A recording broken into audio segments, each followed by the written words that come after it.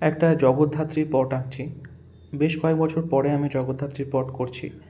2-3 বছর আগে একটা জগদ্ধাত্রী পট আমি করেছিলাম, সেটাতে দুদিকে জয়া বিজয়া ছিল, মাঝখানে এরকম জগদ্ধাত্রী। ওটাকে ল্যান্ডস্কেপে করা ছিল ছবিটা এখন নেই আমার কাছে, কেউ একজন সংগ্রহ করেছেন। এই ছবিটি একজনের জন্যই করা।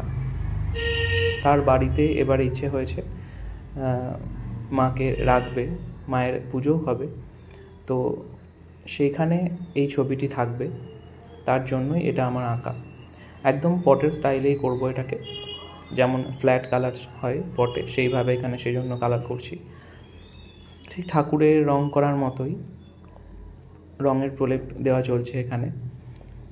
একদম মোটা একটু তুলি, মানে 10 নম্বর মতো এই তুলিটা, না 10 নয় বোধহয়, 7 বা 8 হবে এটা। একটু মোটা তুলি দিয়ে পুরো ফ্ল্যাট কালার করছি প্রথমে। এখানে শেডিং বিশেষ কিছু হবে না, শুধুমাত্র গায়ের যে রঙটা, হলুদ রঙটা যেটা আছে এখানে, তার একটু সাইড থেকে হালকা একটু অরেঞ্জ দিয়ে শেড থাকবে।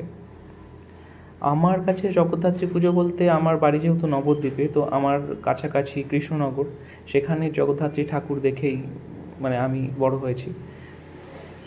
কৃষ্ণনগর কলেজে যেহেতু পড়েছি, সেই সূত্রে কয়েক বছর জগদ্ধাত্রী পুজো আমি দেখেইছি। জগদ্ধাত্রী ঠাকুরগুলো এখানে একটা অন্য প্যাটার্নের হয়, মানে আমরা সাধারণত যেমন দেখি সেরকম না। কৃষ্ণনগরের সব ঠাকুরেরই একটা বিশেষ রকম প্যাটার্ন আছে, একটু মোটা সোটা হাত পা, বসার স্ট্রাকচারটা এইরকম রাজকীয়ভাবে বসে থাকেন। এখানে যদিও জগদ্ধাত্রীটা অনেকটা এরকম টাইপেরই করেছি। আর আমার পটে আঁকার ক্ষেত্রে যে কোনো দেবী মূর্তি যখন করি, খুব রোগা রোগা হাত পা ভালো লাগে না আমার মনে হয় দেখতে।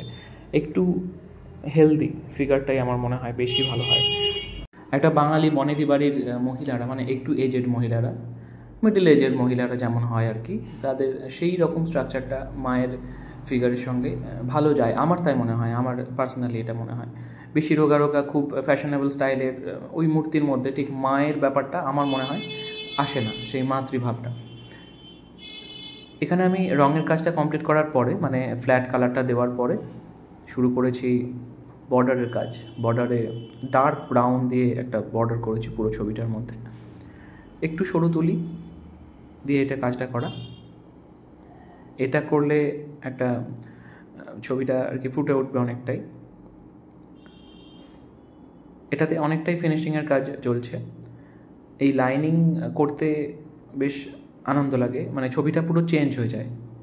ফ্ল্যাট কালার করার সময় করা অবস্থায় যেরকম ছিল, এইটা করার পরে দেখব পুরো ছবিটা একটা অন্য রকম, অন্য মাত্রার একটা রূপ পাবে।